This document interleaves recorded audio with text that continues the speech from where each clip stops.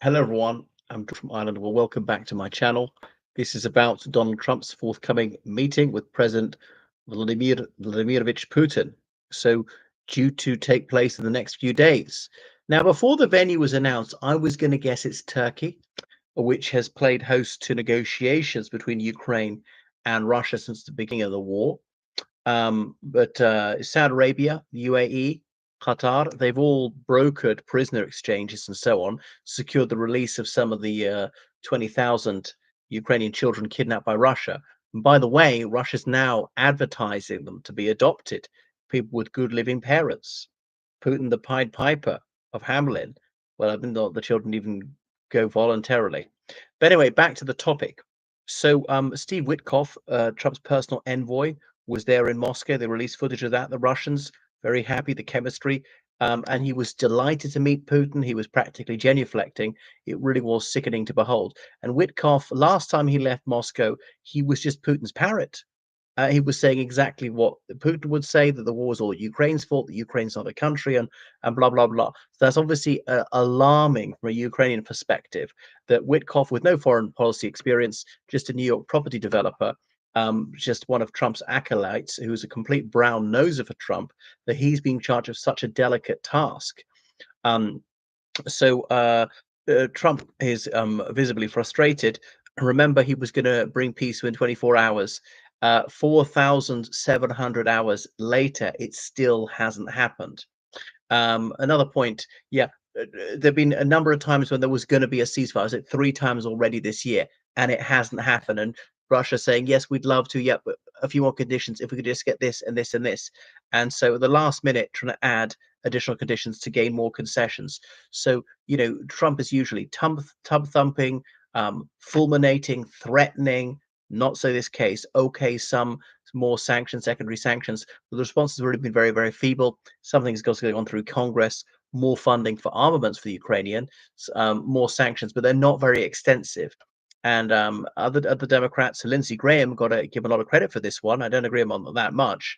Has been firm on this one on saving freedom in Ukraine. And so obviously some people in the United States Congress are aghast that Trump is being so pathetic on this one. But of course, there's some people in the Republican Party who want to abandon Ukraine, take the Tucker Carlson view. J.D. Vance has espoused that view. And of course, there's some people on the far left of the Democrats who just want to roll over and surrender and sacrifice the Ukrainians because that's so-called peace. But we know that Ukraine would not be the last victim of Russian aggression. Russia already illegally occupying Moldova and Georgia since the 90s, murdering civilians in other countries like the United Kingdom, Germany, and so forth. So, a sponsor of international terrorism, no wonder they're cozying up to the Taliban, despite supposedly opposing Islamic extremism. So, Putin probably has to give Trump something. Trump can't be left with someone egg on his face, some sort of token concession. But Putin, he knows how to butter Trump up. There was that extraordinary meeting in Helsinki 7 years ago when Trump publicly took Putin's side against his own intelligence agencies, disbelieved all the evidence proving that Russia hacked the 2016 election, partly because that was a diminution of Trump's victory to acknowledge that. And wow, the body language, he was cowed by Putin. Does Putin have some hold on him? The so-called PP tape, even the Epstein files. Is Trump doing this partly as a diversionary tactic because he wants to draw attention away from talk about Epstein files? So there's more information about the late unlamented Jeffrey Epstein and alleged sex crimes against minors in Florida, the U.S. Virgin Islands, New York, and elsewhere. Um, in which it's rumored that Donald Trump participated. It wouldn't surprise me at all. The guy who sponsored Miss Teen USA needs to barge into the changing room in the state of undress, against whom 24 women have made allegations of sex crimes, up to and including rape.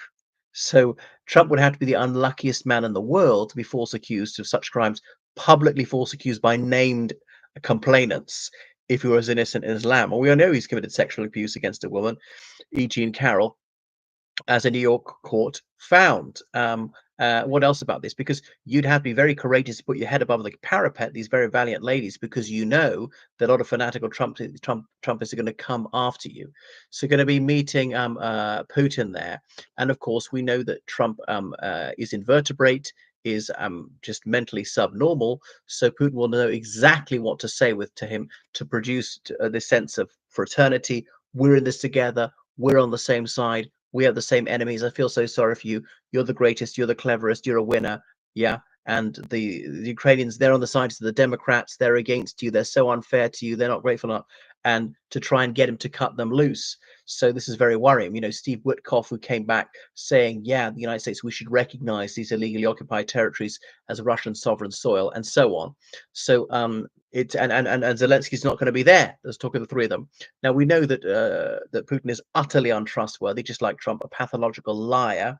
Putin, who says that this war is not a war, who said that you know, his massive military buildup on the Ukraine's borders in 2022 was no threat to anyone, and so that it's not an invasion. I don't know what else did he say he was going to do, that no conscript would be sent there, lie after lie after lie, that Russia would never aggress Ukraine. He personally signed a document recognizing Ukraine's borders in 2002, who's lied and lied and lied. That Russian who murdered George in Germany was nothing to do with the Russian government till he had him back and a hero's welcome. Wow, wow. Just revolting, and obviously only Trump is thick enough to believe him. So a little bit worrying. I mean, I don't think this is going to end the war. Why is Russia doing this? Partly they're worried about additional sanctions on and India for buying Russian oil. So that proves this is a pressure point. Them, you found a weak spot. If they can't export their oil, that's sort of game over for their economy. Well, their oil, gas, and coal together, that's easily 30% of their economy.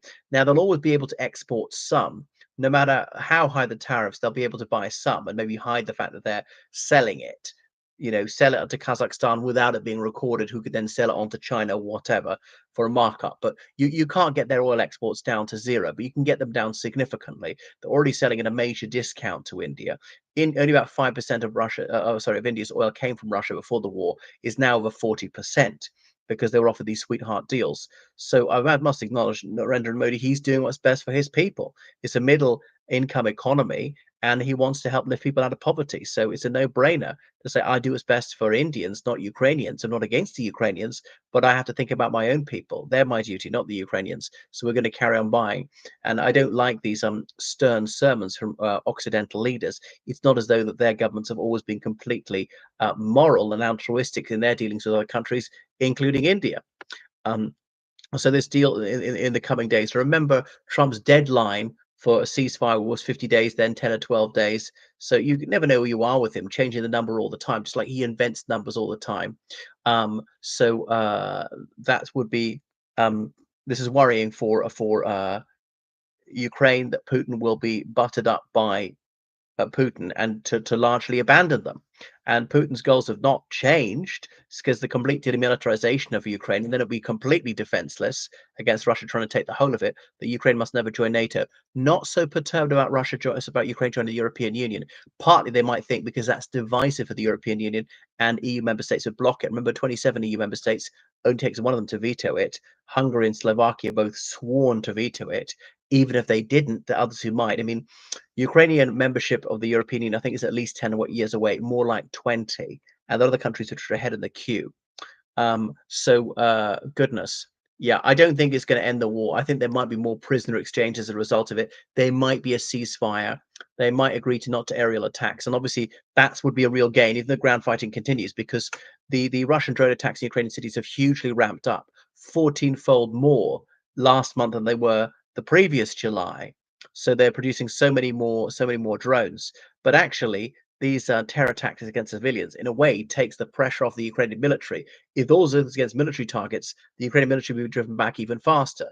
The Russians are inching forward. So the Ukrainians have carried out some important drone strikes inside Russia, like blowing up oil refineries. But if they only concentrated on the Russian military, maybe they'd stem the advance a bit more. So yeah, I think it's going to be bad news for Ukraine, probably a downgrade in what they're going to get in military aid, maybe some sort of ceasefire, maybe agreement not to do aerial attacks. And Putin always breaks his agreement. He might do it for a while. And what would Russia get in return? Maybe Russia, maybe United States saying, okay, well, no oil related tariffs on India. We shall see. Thanks for watching the channel. Make sure you subscribe on Patreon. Donate PayPal, georgecalla7 at gmail.com. Goodbye.